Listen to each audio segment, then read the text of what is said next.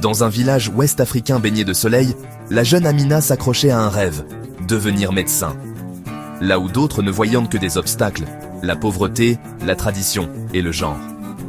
Amina voyait un chemin tracé par son désir de guérir. Elle observait le guérisseur du village, apprenant le pouvoir et les limites des remèdes traditionnels. La perte de bébés due à des maladies évitables renforçait sa détermination. Son rêve n'était pas pour le statut, mais pour sa famille, ses voisins, sa communauté. Sa mère, bien que pauvre, a nourri l'ambition d'Amina avec une foi inébranlable. Ton esprit est un champ fertile, ma fille. Sème de bonnes graines, et tu récolteras une moisson que personne ne pourra t'enlever. Cet encouragement fut l'eau qui a nourri le rêve d'Amina. Contre toute attente, la graine de son ambition a pris racine. La foi de sa mère est devenue son étoile guide. Et ainsi, le voyage d'Amina a commencé.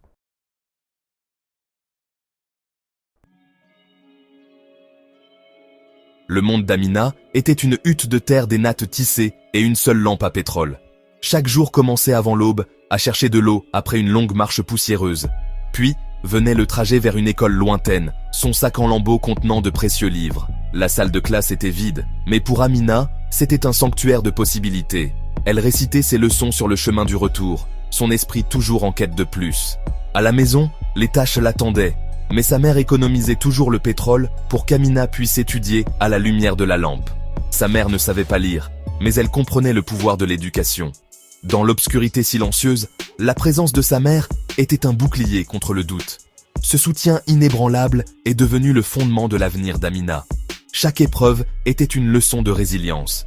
Chaque nuit, son rêve devenait plus fort. La tragédie frappa lorsque le père d'Amina mourut subitement, laissant la famille dans une profonde pauvreté. La faim et les difficultés menacèrent d'éteindre son rêve. Les frais de scolarité devenaient impossibles, chaque pièce comptait. Amina travaillait dans les champs et au bord de la rivière, ses mains calleuses, son esprit mis à l'épreuve. Beaucoup s'attendaient à ce qu'elle abandonne, mais elle s'accrochait à ses livres, étudiant au clair de lune. Sa mère vendait des légumes supplémentaires, économisant chaque pièce pour l'éducation d'Amina. C'était un pacte silencieux, la persévérance assortie de sacrifices. Le feu dans le cœur d'Amina refusait de s'éteindre. Ensemble, mère et fille combattèrent le désespoir avec l'espoir. Leur résolution devint incassable. Le marché animé était l'endroit où la vie d'Amina a changé. Au milieu du chaos, elle étudiait un livre de sciences, inaperçu de la plupart, sauf du docteur Ben Ali, un médecin de ville à la retraite. Intrigué par sa concentration, il l'interrogea sur ses études.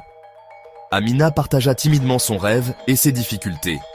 Le docteur Ben Ali vit son potentiel et lui offrit quelque chose d'inestimable, un mentorat. « Si tu es prête à apprendre, je t'enseignerai », dit-il. Ils convinrent de se rencontrer après le marché, sous un manguier. Pour Amina, c'était l'espoir renaissant. Le docteur Ben Ali devint son guide, lui ouvrant les portes d'une connaissance qu'elle n'avait jamais imaginée. Il vit en elle l'esprit d'une vraie guérisseuse. Leur partenariat fut un tournant. Le monde d'Amina s'étendit au-delà du village. Son rêve semblait à nouveau possible. Les leçons du soir avec le docteur Ben Ali transformèrent Amina. Il apportait de vrais livres de médecine, lui apprenant à penser de manière critique et à relier les idées. La science prenait vie à travers des histoires et des analogies de la vie du village. Ses résultats scolaires montèrent en flèche, étonnant son professeur. Le docteur Ben Ali devint plus qu'un tuteur. Il était un mentor et une fenêtre sur un monde plus vaste. Il lui parla d'un examen de bourse pour les meilleurs élèves ruraux. Amina, nerveuse mais préparée, voyagea pour passer le test. Entourée d'élèves de la ville confiants, elle s'appuya sur la foi de sa mère et la sagesse du docteur Ben Ali. Quelques semaines plus tard, une lettre arriva. Amina avait obtenu le meilleur score de la région. Elle avait gagné la bourse. La porte de l'avenir s'était ouverte. Son voyage était sur le point d'entrer dans un nouveau monde. Le rêve n'était plus lointain. La ville était écrasante, bruyante, bondée et solitaire. La nouvelle école d'Amina était intimidante, son dortoir bondé et l'argent rare. Elle travaillait la nuit à faire la vaisselle, en voyant ce qu'elle pouvait chez elle. Les camarades de classe riches gardèrent leur distance, mais Amina trouva refuge à la bibliothèque. Elle dévorait les livres, déterminée à rattraper son retard. Les souvenirs de sa mère et du docteur Ben Ali alimentaient sa persévérance. Les professeurs remarquèrent son dévouement et lui offrirent leur soutien. Elle se fit une amie qui partageait ses luttes et ses rêves. Ensemble, elles étudiaient et s'encourageaient mutuellement. Lentement, Amina s'adapta, transformant le chaos de la ville en opportunité. La ville devint un lieu d'espoir, non de peur. Son objectif, devenir médecin, resta sa lumière guide. La porte de la médecine était à portée de main. La faculté de médecine apporta de nouveaux défis. Des études intenses, une compétition féroce et une constante tension financière. Amina jonglait entre les cours et les petits boulots, étudiant souvent tard dans la nuit. La blouse blanche paraissait lourde, symbole à la fois d'espoir et de fardeau. Le doute s'insinuait, mais sa promesse à son village la maintenait. Dans les hôpitaux de la ville, elle vit la nette division entre patients riches et pauvres. Chaque rencontre renforçait sa détermination à retourner chez elle et à servir. Elle forma un groupe d'études avec d'autres étudiants issus de milieux modestes. Ensemble, ils se soutenaient mutuellement à travers les nuits blanches et les examens difficiles. La motivation d'Amina n'était jamais le prestige, c'était le but. Son rêve devint un plan concret, apporter des soins de santé à son village. Chaque défi était un pas de plus vers l'accomplissement de sa promesse. Le chemin était épuisant, mais sa détermination ne faiblit jamais. Le retour du docteur Amina dans son village fut accueilli par une célébration.